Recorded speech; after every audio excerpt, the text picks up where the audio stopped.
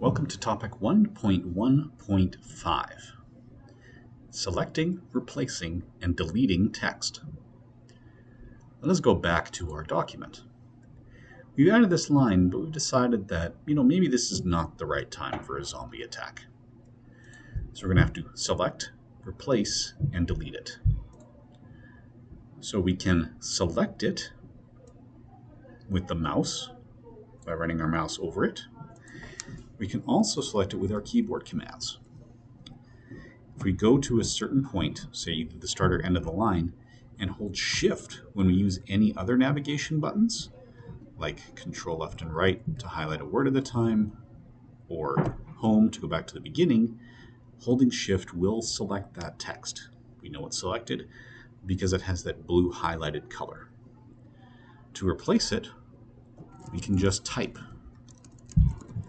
and it puts the new words where they were. To delete it, we can use either the backspace or delete buttons that are on the keyboard. If we want to make sure that the end of the line is included, we can press right. We see we've highlighted what looks like a white space. That was actually the hard return that entered or represented that blank line.